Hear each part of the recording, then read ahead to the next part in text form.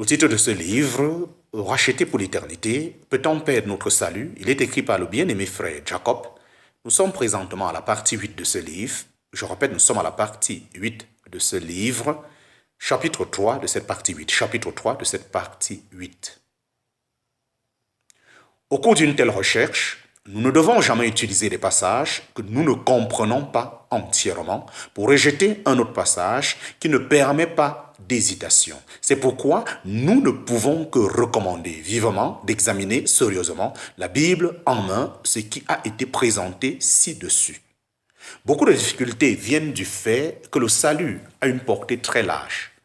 Pour chaque passage, il faudra donc rechercher quelle est la véritable signification des mots salut ou sauver.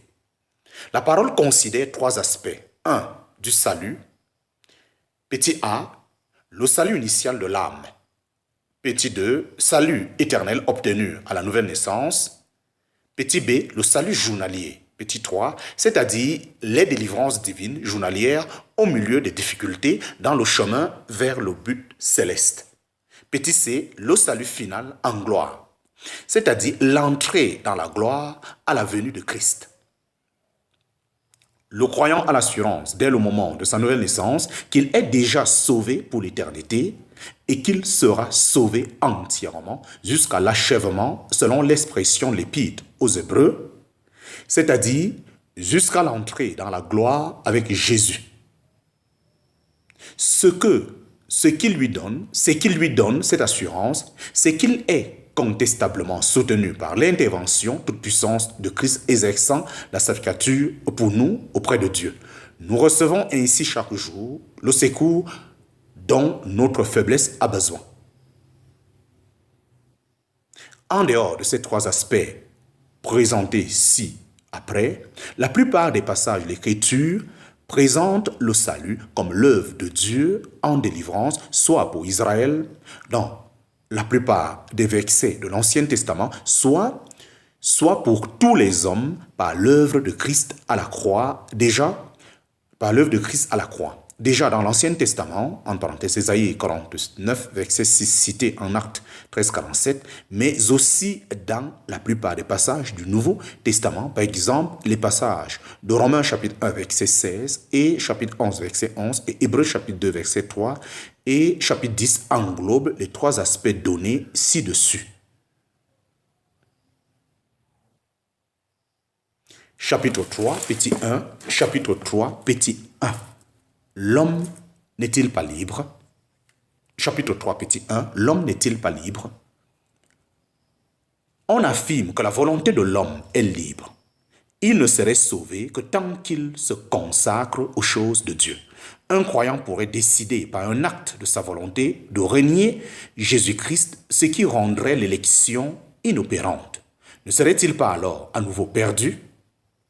Avant la chute, l'homme avait bien une volonté libre, c'est-à-dire qu'il avait la possibilité, non pas le droit, de se décider contre Dieu, mais depuis la chute, un homme naturel est esclave. Mais depuis la chute, un homme naturel est esclave. En parenthèse, Jean chapitre 8, verset 34, Romains chapitre 6, verset 17, du péché est asservi ainsi à la puissance. Et asservi ainsi à la puissance de ce péché. En parenthèse, Actes chapitre 10, verset 38, Hébreux chapitre 2, verset 15, asservi à la puissance de Satan, asservi à la puissance de Satan. C'est pourquoi il doit se tourner du pouvoir de Satan vers Dieu, en parenthèse, Actes chapitre 26, verset 18. En fait, c'est Dieu le Père qui nous a délivrés du pouvoir des ténèbres, en parenthèse, Colossiens chapitre 1, verset 13. Personne n'est sauvé par une vie de dévouement, mais seulement parce qu'il est né de nouveau et il sera gardé par la puissance de Dieu. En parenthèse, 1 Pierre chapitre 1, verset 5. De même, un croyant ne choisit pas de rester croyant, mais Dieu l'a prédestiné pour l'adopter comme un fils pour l'éternité, selon le bon plaisir de sa volonté. En parenthèse, Philippiens chapitre 1, verset 4 à 6. Celui qui enseigne qu'un croyant peut perdre le salut, voudrait-il annuler la volonté de Dieu? La volonté de Dieu n'est pas libre. Elle est si entièrement pécheresse et mauvaise que personne ne pourrait être sauvé si Dieu n'avait pas élu et appelé des hommes, en parenthèse, Jean chapitre 6, verset 44. Cela n'enlève rien à la responsabilité du pécheur de se convertir.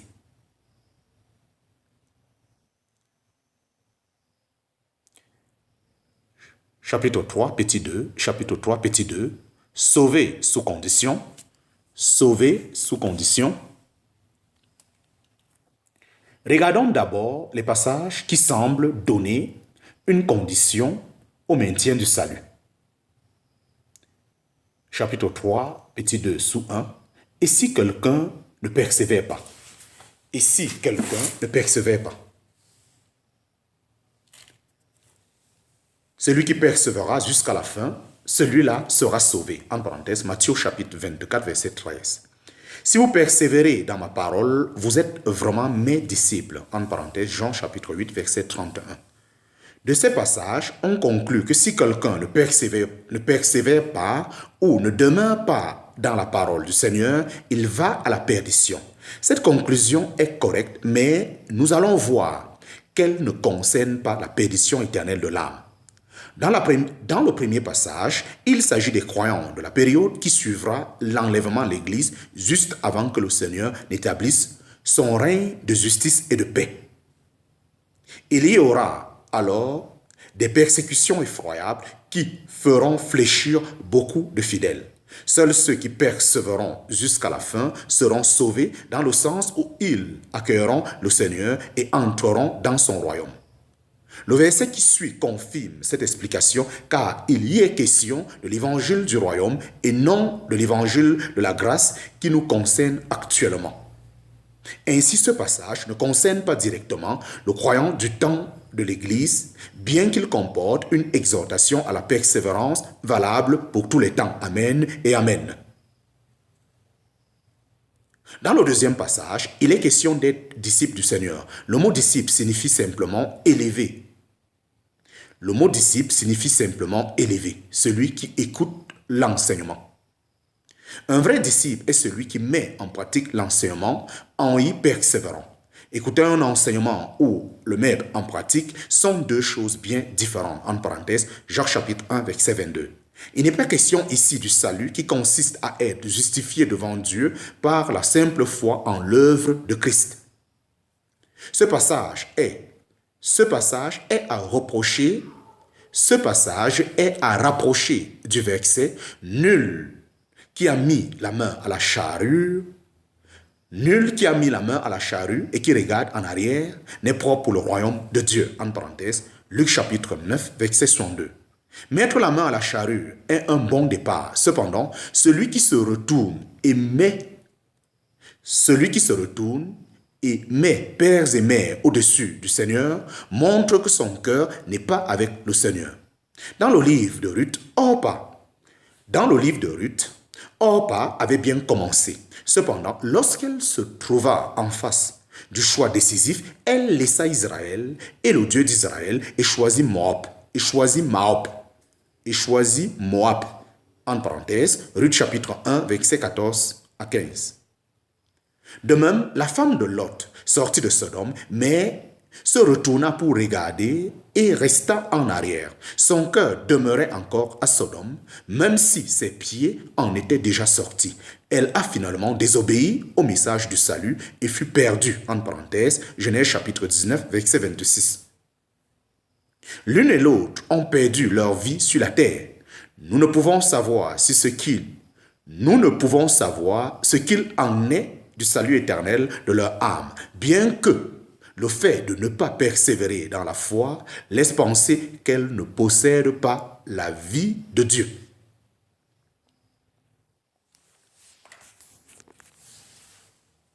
Chapitre 3, petit 2, sous 2. Chapitre 3, petit 2, sous 2. Et si quelqu'un n'est pas fidèle? En relation avec ceux qui précèdent, on cite souvent « Sois fidèle jusqu'à la mort et je te donnerai la couronne de vie ». En parenthèse, Apocalypse chapitre 2, verset 10. Si quelqu'un n'est pas fidèle jusqu'à la mort, alors on en conclut qu'il n'obtiendra pas non plus la vie éternelle. Dans ce passage, il n'est cependant pas question de salut, mais de récompense. il n'est pas dit que celui qui est fidèle obtiendra la vie éternelle, mais la couronne de vie. Il s'agit ici de la récompense et non du salut, comme en Colossiens chapitre 2, verset 18. Que personne ne vous frustre du prix du combat. L'Écriture parle de 5 couronnes. L'Écriture parle de 5 couronnes.